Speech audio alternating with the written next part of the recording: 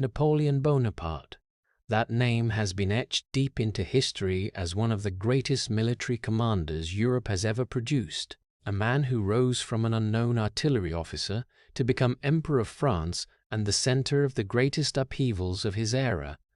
Born in Corsica, growing up under the suspicion and contempt of the French elite, he not only overcame barriers of origin but also redefined modern warfare with his speed, precision, and superior ability to read the battlefield. Victories like Austerlitz elevated his name to the pinnacle where the greatest empires of Europe were forced to bow, and for a full decade he expanded his influence across the continent, rewrote the law with the Napoleonic Code, reformed the state, and built a centralized power system never seen before. Not only a general but also a leader, a strategist, and in the eyes of many the embodiment of the ambition to rise, a proof that talent and willpower can change destiny.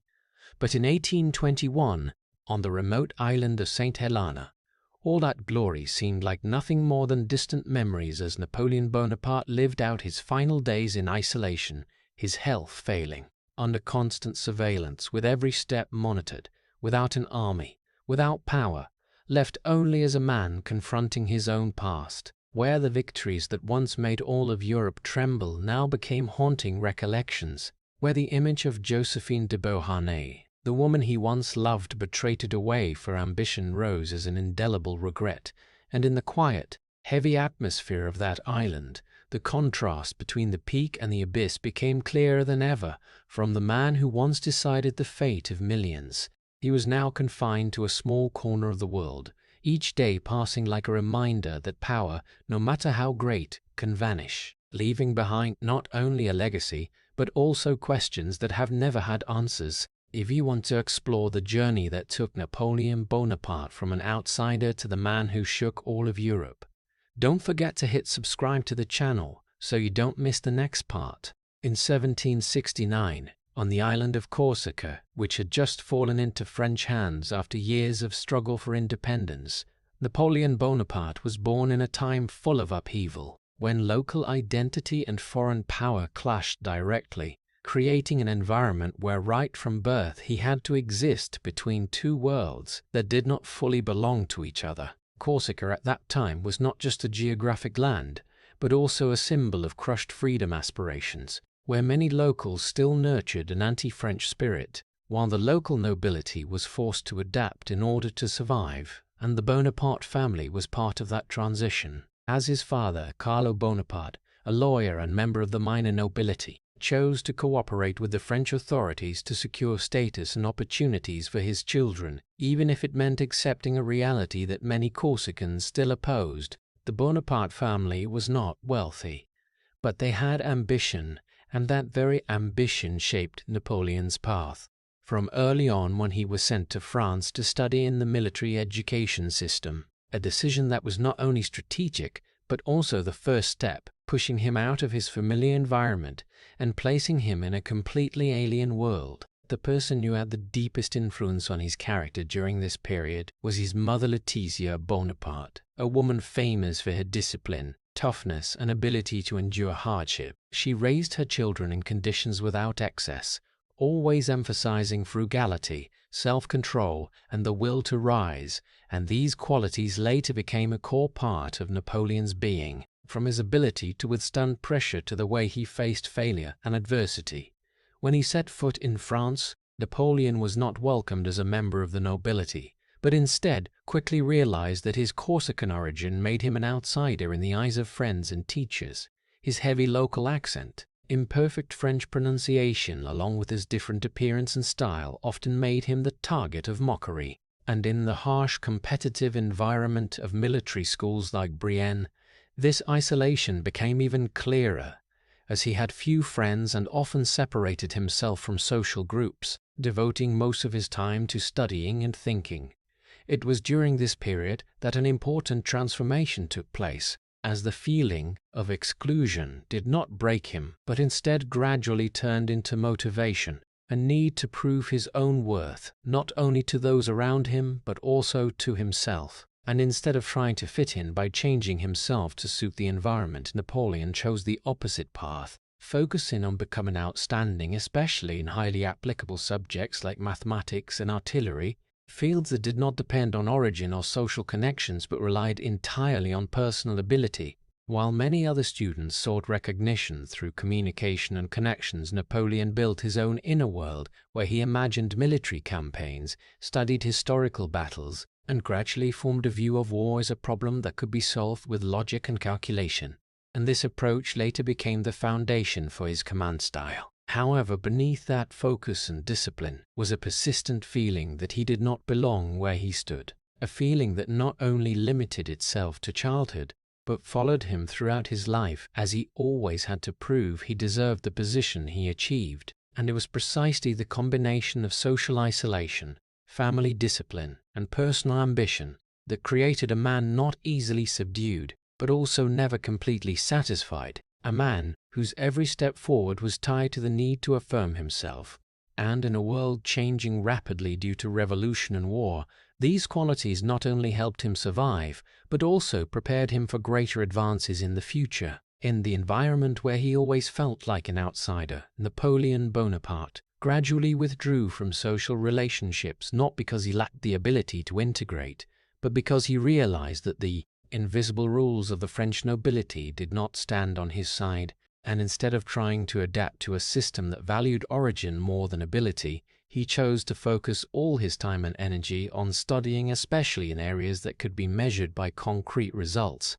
At military schools like Brienne and later the École Militaire in Paris, he quickly demonstrated superiority in mathematics and artillery, two fields that demanded logical thinking, precise calculation ability, and high discipline. And it was here that Napoleon began building the foundation for how he would view war in the future, not as a series of random actions, or dependent on luck, but as a system that could be analyzed, predicted, and controlled. Artillery, with its formulas for calculating trajectories, distances, and time, became the perfect tool for him to apply this thinking. And while many other officers still relied on tradition and experience, Napoleon gradually believed that the battlefield could be solved, like a math problem where every decision could be optimized if the commander understood the variables clearly. Alongside formal studies, he spent a lot of time reading books, especially historical works and biographies of great conquerors like Alexander the Great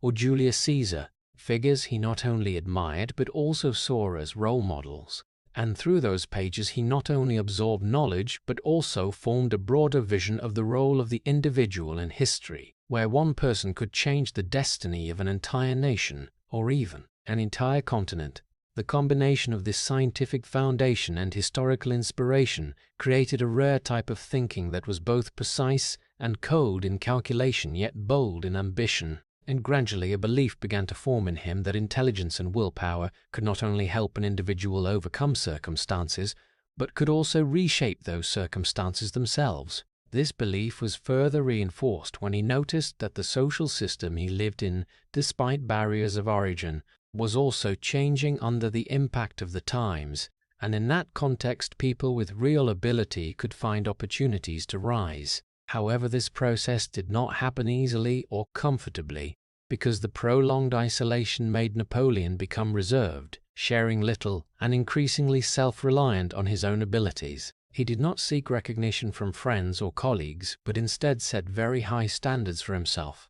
And each success in studies or each time overcoming a challenge further reinforced the belief that the path he was on was right. Over time, his ambition began to change in scale, from the desire to prove himself in a narrow environment to the craving for greater achievements, not only to be accepted, but to be widely recognized. And in his thinking, that recognition did not come from fitting in, but from rising above all to become someone no one could ignore. It was precisely in this period of silence, focus, and accumulation that a solid foundation was formed, not only in knowledge and skills, but also in the way he viewed the world, where everything could be analyzed, calculated, and ultimately controlled if one was smart enough and determined enough. Toward the end of the 1780s, France entered a period of unprecedented upheaval when long-accumulated contradictions in society exploded into the French Revolution, an event that not only shook the foundations of the monarchy but also broke the entire social order that had existed for centuries. where power that once belonged to the king and the nobility was now challenged by new forces, and in that collapse all old rules seemed to lose their value. For Napoleon Bonaparte, who was still in the early stage of his military career, this revolution was not only a political upheaval, but also a personal turning point, because it erased many barriers he had once faced, especially the limitations of origin, as the old system that prioritized noble lineage no longer held the decisive role it once did. In the early years of the revolution, power shifted continuously between factions, from those supporting moderate reforms to more radical groups, and in that context choosing which side to stand on was not always clear because every decision could lead to serious consequences as the situation changed. Napoleon, with his observant and calculating nature, did not rush to tie himself absolutely to any faction. He understood that in an unstable system, flexibility could be more important than loyalty, and instead of being swept up by emotion or ideals, he approached the situation like a strategic problem, evaluating the forces, weighing the survival chances and development opportunities of each side.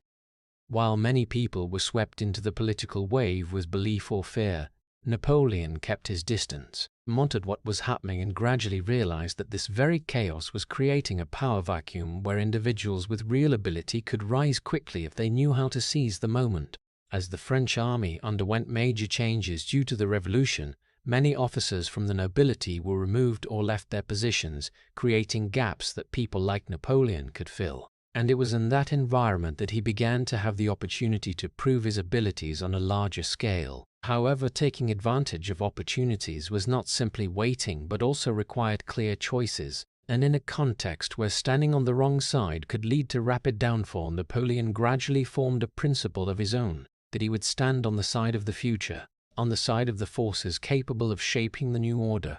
rather than clinging to the dissolving past. This did not mean he completely abandoned all ties to his origins, but that he understood to go further, he needed to become part of the new system being formed, a system in which military ability and leadership could be valued more than origin. In the early years of the revolution, he participated in military and political activities at a moderate level, not as a great leader, but as an officer, seeking his place in a rapidly changing world. And through each experience he gradually understood more clearly how power operated in the new context where popular support, control of the army, and the ability to make quick decisions became key factors. It was during this period that Napoleon began to integrate into the new power machine, not by completely changing himself to fit in, but by adjusting his personal strategy to take advantage of the new conditions. And step by step, from a little-known officer he moved closer to positions of greater influence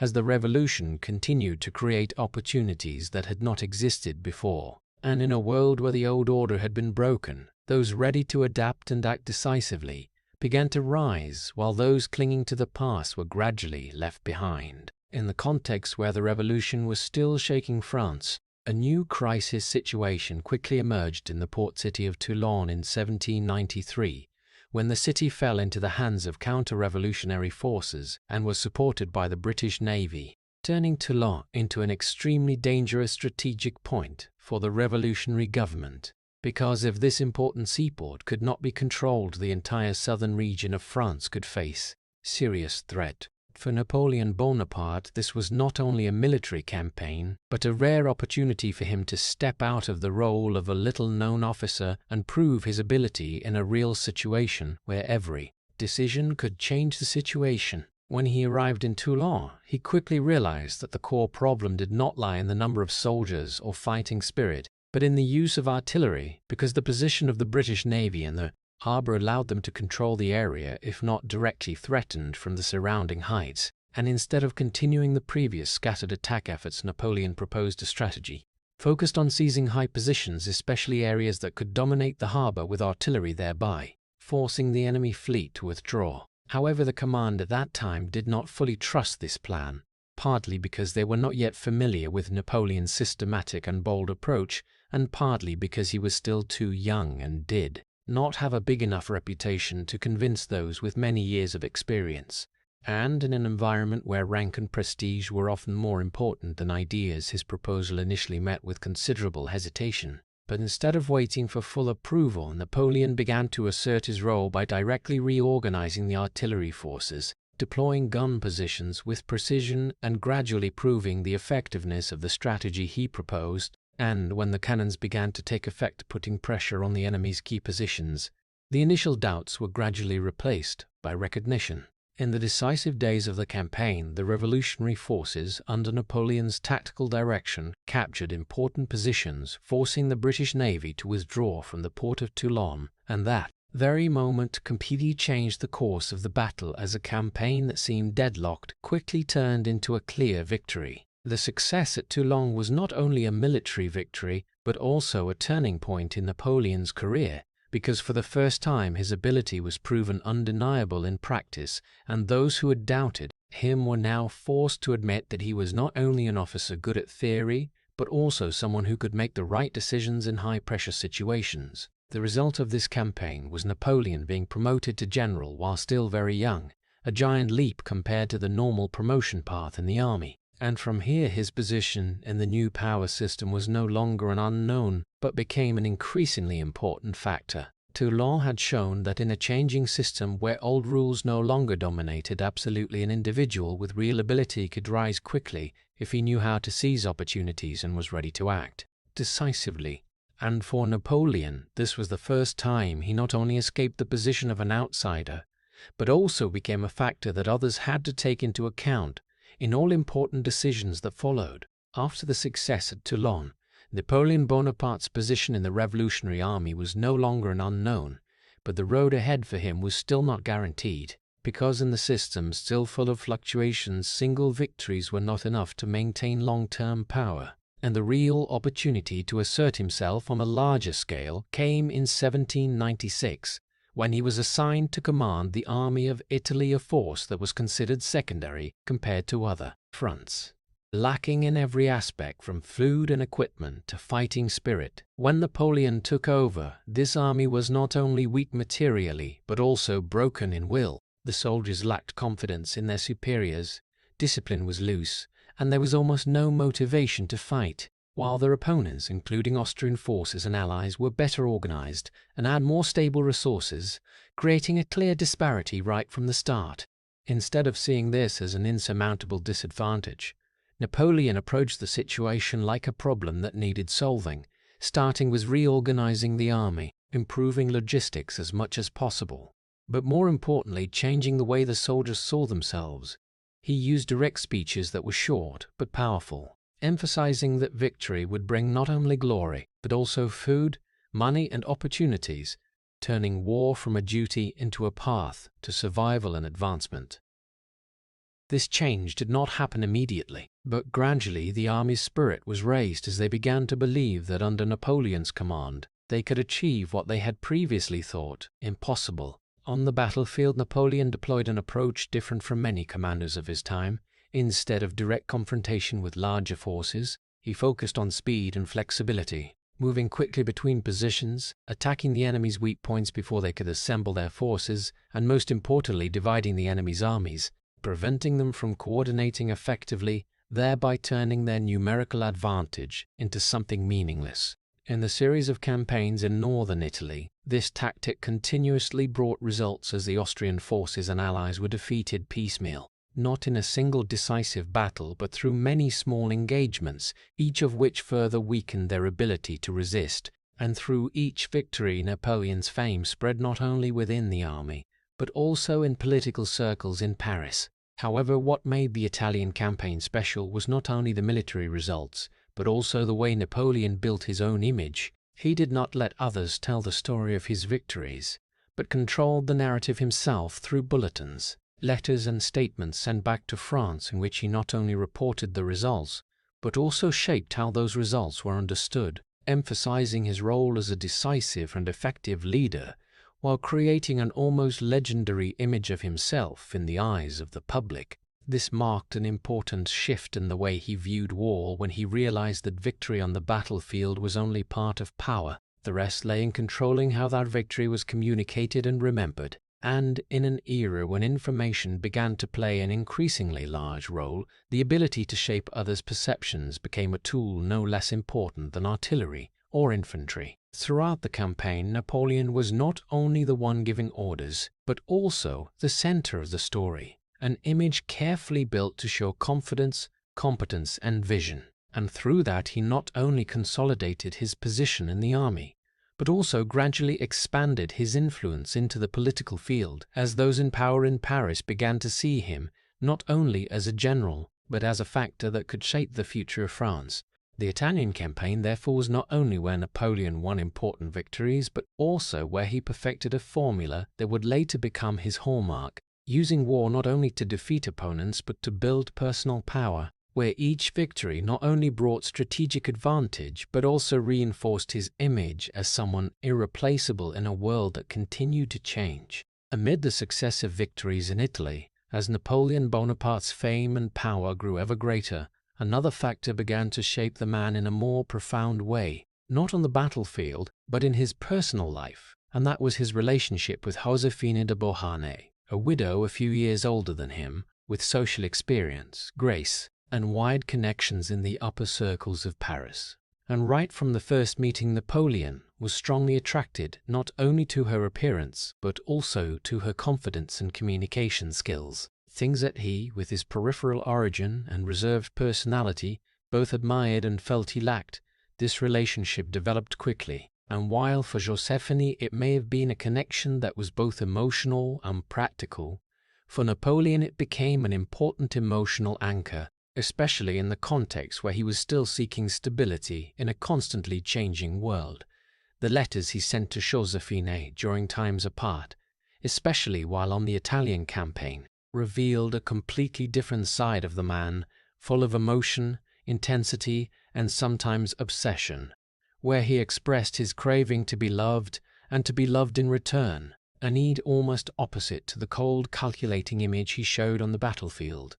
However, this very emotional dependence also made him vulnerable, and when rumors about Josephine not being completely faithful began to reach his ears, Napoleon's reaction was not just ordinary jealousy, but a deep shock because it touched on a long-existing insecurity in him, the feeling that he could be replaced, looked down upon, or not valued enough in the eyes of others. In the letters that followed, his tone became more complex, expressing both love and containing doubt and a need for control, as if he was trying to hold on to something he felt was slipping from his grasp. This inner conflict was not only in words, but also in the way he acted, as he tried to maintain the relationship, but at the same time began to place ever greater expectations and demands on Josephine, reflecting a desire to control not only circumstances but also people, a tendency that had already existed in his strategic thinking and now began to spread into his personal life. This relationship therefore became a mirror reflecting Napoleon's inner instabilities,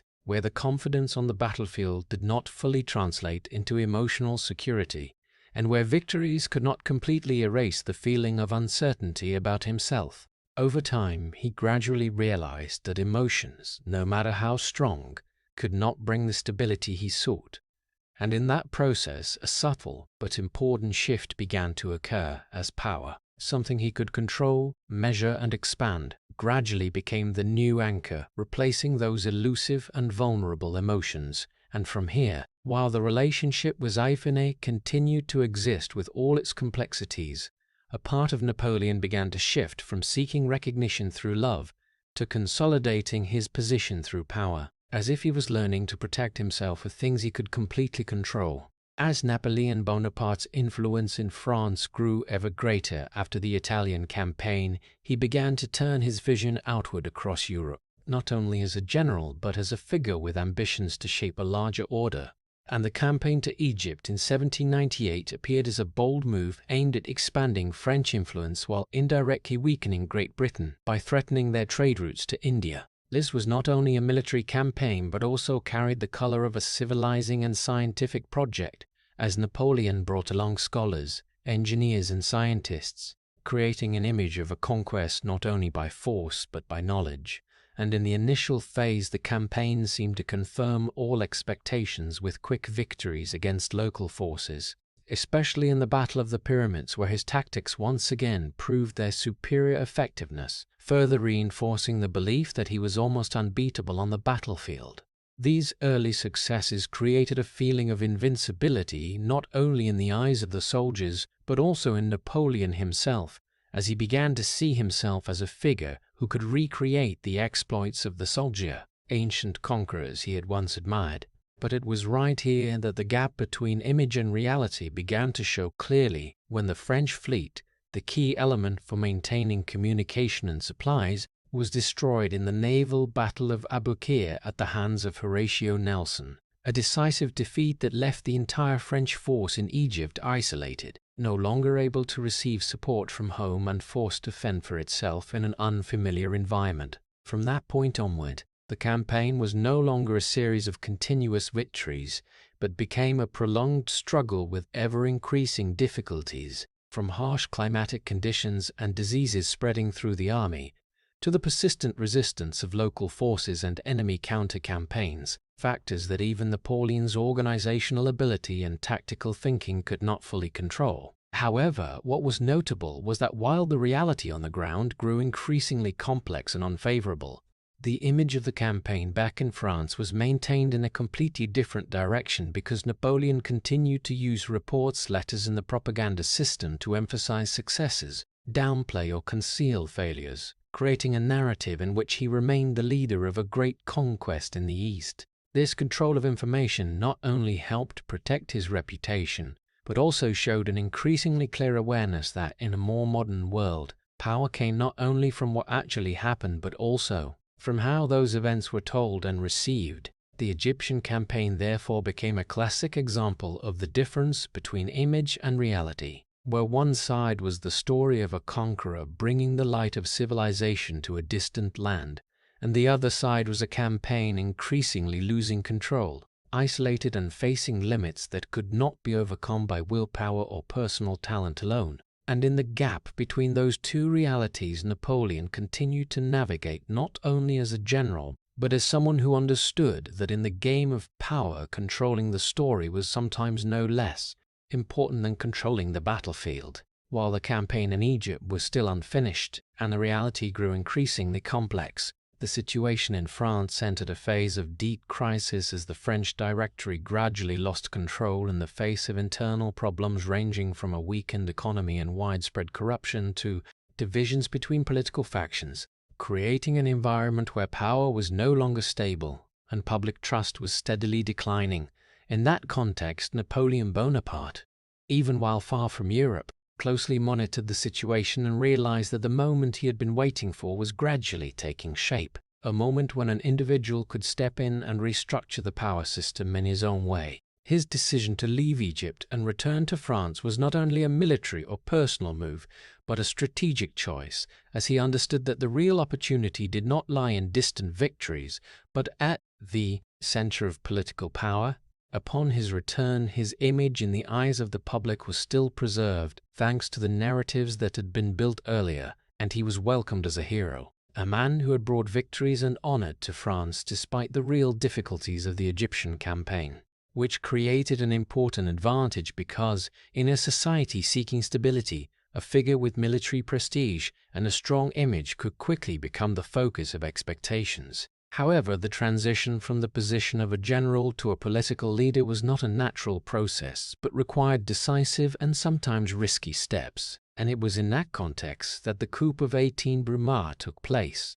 a coup organized with the coordination of many figures in political and military circles, but in which Napoleon quickly became the center. The initial plan could be presented as an effort to protect the Republic from internal threats and restore order. But the way the event unfolded clearly showed that this was not only a defensive action, but a calculated transfer of power. Where legislative bodies were pressured, opponents were eliminated and a new power structure was established. In those decisive days, Napoleon did not rely only on his reputation, but also used the presence of the army and his ability to control the situation to ensure the final outcome tilted in his favor. And despite tense moments when opposition appeared in the political councils, he still maintained the advantage, turning a plan that could have failed into a successful turning point. After the coup, he did not immediately declare himself the absolute ruler, but chose a form of legalizing power through establishing a new system in which he held the key position under the guise of protector and rebuilder of the nation, an approach that allowed him to both consolidate real power and maintain a layer of legitimacy.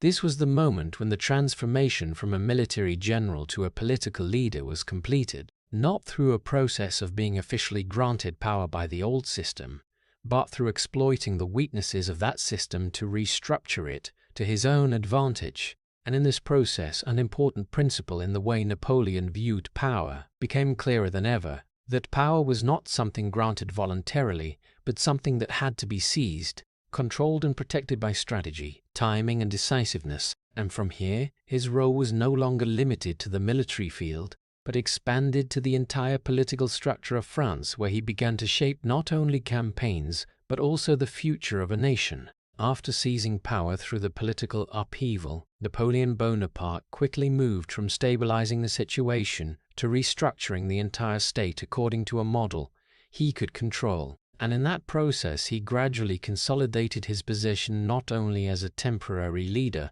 but as the center of a new power system. The peak of this process occurred in 1804 when he organized the coronation ceremony and officially became Emperor of the French, an event with profound symbolic meaning not only for France but also for all of Europe, because it marked the transition from a revolutionary republic to a form of government that concentrated power in one individual. And in that ritual, his action of personally placing the crown on his own head instead of letting Pope Pius VII perform it sent a clear message that his power did not come from tradition or religious blessing, but from himself and what he had achieved. This action was not only a ceremonial gesture, but a declaration of how he viewed power as something that could be created and controlled by personal will rather than depending on old structures. Alongside establishing his imperial status, Napoleon carried out a series of reforms aimed at strengthening the central state, among which the most prominent was the issuance of the Napoleonic Code, a legal system designed to create unity and clarity in social management, replacing the previous scattered and complex laws. And through this code, he not only created a lasting legal foundation for France, but also extended his influence to many other territories where the principles of the code were applied. The strengthening of the administrative apparatus, the reform of the financial system, and the enhancement of the central state's role continued to increase his ability to control every aspect of political and social life, turning France into a more tightly organized entity than ever before. However, while his political and administrative power reached its peak, Napoleon's personal life entered a phase full of contradictions, especially in his relationship with Joséphine de Beauharnais, who had been with him since the early days of his career and had once been the emotional center of his life. But now that his position had changed, the demands of power also changed, and one of the biggest problems he faced was the lack of a legitimate heir, a factor that could directly affect the long-term stability of the dynasty he was building. The decision to divorce Joséphine, therefore, was not only a personal choice, but a strategic move aimed at ensuring he could remarry and create both a political alliance and a successor. And although this decision was presented from the angle of necessity for the nation's benefit, it still reflected a profound shift in the way Napoleon prioritized values in his life. If previously emotions had played an important role and even made him vulnerable, now power and the stability of the system he built had risen above personal ties. And in that process, he not only redefined his role as a leader,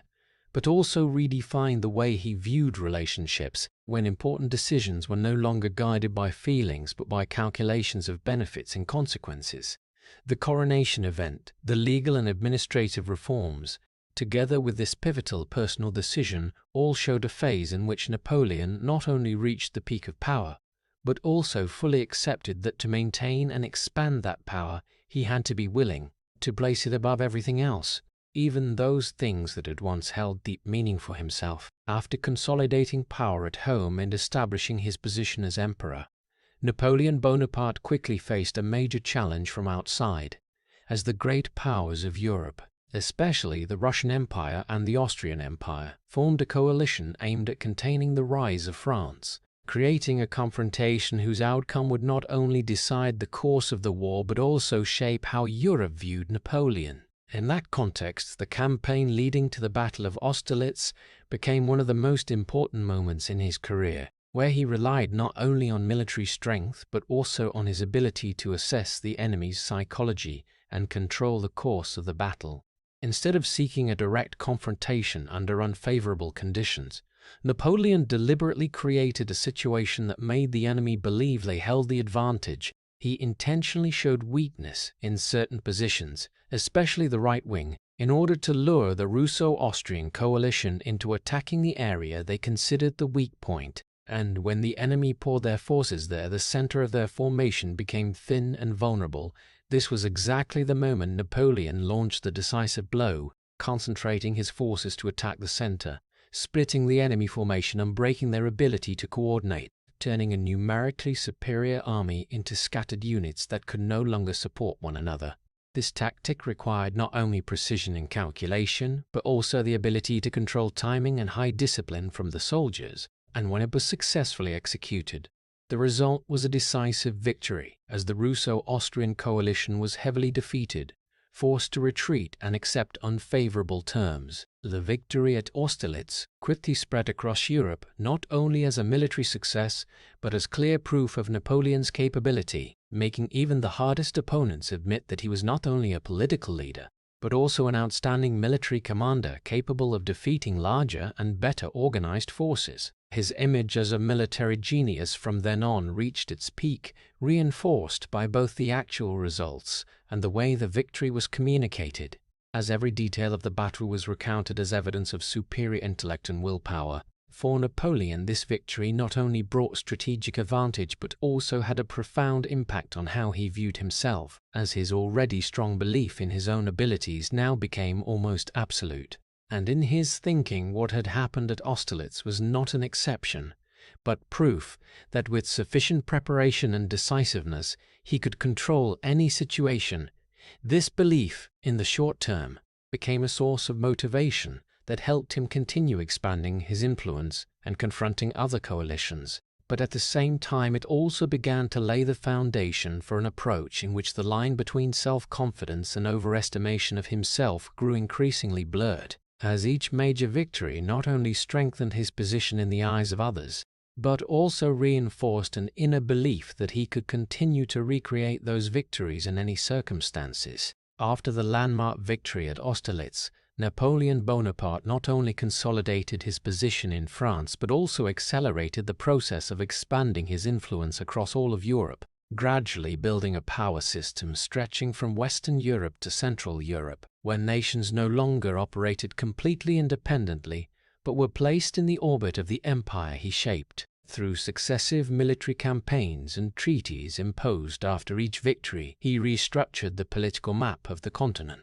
dissolving or weakening old entities like the Holy Roman Empire, while establishing new kingdoms and states under direct French influence, creating a network of power centered on himself. In that process, one of Napoleon's standout strategies was placing family members and close associates on thrones and in key positions, from his own siblings to relatives and loyal generals, with the goal of creating a system that was both political and personal, where loyalty was ensured not only by benefits but also by blood ties. However, this approach also carried risks because not all those granted power had the ability or connection to the territories they ruled, and in many cases they were seen more as representatives of an outside power than legitimate leaders of that nation itself. The system Napoleon built therefore became increasingly dependent on him personally, not only in making strategic decisions but also in maintaining the balance between the different parts of the empire. And this created a structure where stability did not come from enduring institutions but from the continuous control and intervention of one individual. In the early years, when victories continued and Napoleon's prestige remained high, the system operated relatively effectively. But over time, signs of resistance and discontent began to appear as the nations and peoples under his control became increasingly aware of their lost independence, and pressures from taxes, military conscription as well as demands from the power center in Paris started to create tension. In many places, opposition movements were not only military but also social and cultural, as local populations did not fully accept changes imposed from outside, and this made maintaining control increasingly complicated. For Napoleon, this situation posed a new challenge as he had to balance maintaining centralized power with adapting to the diverse realities of the territories he controlled, a task that grew ever more difficult as the scale of the empire continued to expand. Every decision and every new campaign aimed not only at expanding influence, but also at holding on to what had already been achieved. And in that process, the volume of responsibility and pressure he had to bear increased significantly. The tension between the desire for absolute control and the real limits of managing a vast empire began to become clearer, as problems in one area could quickly spread to others, requiring constant responses and ever greater resources. In that context, an important factor gradually emerged, not as a specific event but as a trend, when the power Napoleon had built, instead of becoming a stable foundation, began to become overloaded, overly dependent on his personal abilities and lacking self-sustaining mechanisms. And it was precisely in this continuous growth of scale and complexity that the first conditions for future decline began to form, even though at this point they were still not clear enough to overshadow the image of an empire at the height of its power. When the empire had expanded to limits few had ever reached, Napoleon Bonaparte stood before a decisive choice: how to handle the increasingly tense relationship with the Russian Empire, where economic, political, and regional influence disagreements caused the two sides to gradually drift away from previous agreements. And in Napoleon's thinking, maintaining power did not allow the existence of a major rival that could challenge the system he had built. The decision to launch the invasion of Russia, therefore, was not only a military action, but an effort to reassert control and force the opponent to submit to the order he had established. And with confidence reinforced through a series of previous victories, he believed a quick and decisive campaign could achieve this goal. However, right from the early stages, reality did not follow the familiar script he had successfully applied on other battlefields. As the Russian army chose not to engage in direct confrontation but instead continuously retreated, lengthening the distance and avoiding battle under unfavorable conditions while employing scorched earth tactics, destroying food, infrastructure, and anything that could support the French army, turning their vast territory into an empty space where each advance by Napoleon brought no advantage but only stretched the already fragile supply lines further. In that context, Napoleon's army continued to push deep into the interior, not because it had achieved clear victories, but because of the belief that the enemy would eventually be forced to fight or surrender, a belief based on past experience but increasingly mismatched with the reality of this campaign. The growing distances, increasingly difficult supplies, and ever harsher environmental conditions began to weaken the force he had brought. But instead of stopping, Napoleon continued to press forward, as if turning back at this point would mean admitting his strategy had been mistaken. When the French army entered Moscow, one of Russia's important symbols, the expectation of a decisive victory seemed very close. But reality once again failed to meet what he had predicted, as the city was abandoned and quickly burned in massive fires, making its occupation bring no strategic benefit as expected. With no enemy government to force into negotiations, no resources to sustain the army, and no clear sign that the campaign had achieved its objective. In that situation, Napoleon was forced to face a reality he had rarely encountered before, a battlefield where every factor lay outside his direct control, from the enemy's actions to natural conditions. And as time dragged on, winter began to arrive, bringing extreme temperatures and conditions that made sustaining a large army nearly impossible. The retreat, which was already difficult, quickly turned into a disaster as soldiers faced hunger, cold, disease, and constant attacks from the enemy. Factors that combined to severely reduce the forces Napoleon had once led into Russia with expectations of victory. Unit after unit was lost, resources were depleted, and every decision became harder in an environment that no longer allowed for the precise calculations of before, as the variables far exceeded the control of any single individual. The Russian campaign, therefore, was not only a military failure, but an irreversible turning point in Napoleon's career, when for the first time the power system he had built began to reveal its clear limits, and the absolute belief in his own abilities, which had once been a source of strength, was now no longer enough to compensate for the objective conditions working against him, creating a profound shift in the situation from which all subsequent developments would no longer be the same. After the disaster in Russia and the subsequent failures that caused the empire to gradually collapse, Napoleon Bonaparte was forced to abdicate and was exiled to the island of Elba, an ending that seemed to have closed his career, but in just a short time he took a step that few could have predicted, returning to France in 1815 and quickly regaining power not through a large-scale war right away, but through the very prestige and image he had built over many years before, when the army and a portion of the people still saw him as a symbol of strength and stability.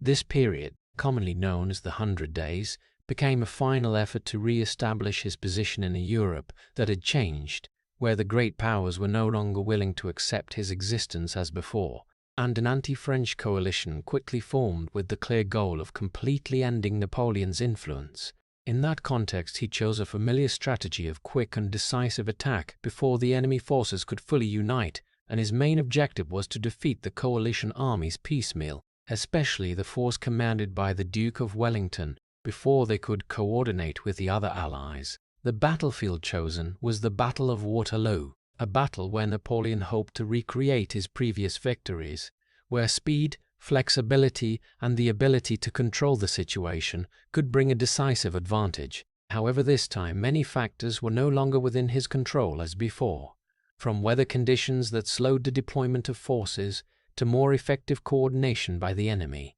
And although the tactical decisions still relied on familiar experience and thinking, they did not produce the expected results. The timing of the attack was delayed, giving the enemy forces the opportunity to strengthen their positions and wait for support. And while Napoleon tried to apply tactics that had once succeeded, the enemy was no longer easily deceived or divided as before. They held their formations, took advantage of the terrain and time to resist the assaults.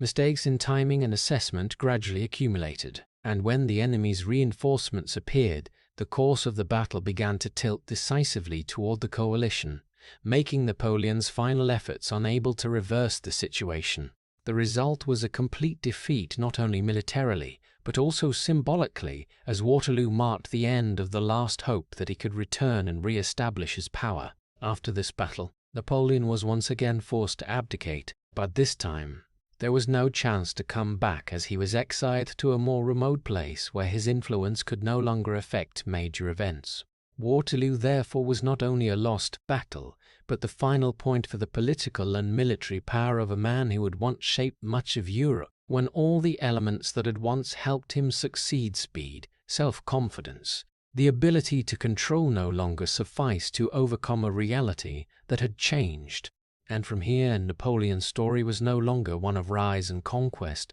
but shifted to another phase where what remained was the legacy and the way he would be remembered in history. After the defeat at Waterloo and the second exile, Napoleon Bonaparte was taken to the remote island of Saint Helena, which was almost completely isolated from Europe and the upheavals he had once been at the center of, and it was here in his final years that another phase of the story began. No longer military campaigns or political decisions, but the process of looking back and redefining his own life in conditions of isolation, with gradually failing health, increasingly clear attacks of pain and signs of illness. Napoleon no longer had the ability to directly influence the outside world, but he still retained another form of power, the power of the story, as he spent much time recounting past events, explaining his decisions, and shaping the way he wanted to be remembered through conversations and notes with those who accompanied him. In those accounts, he not only emphasized victories or achievements,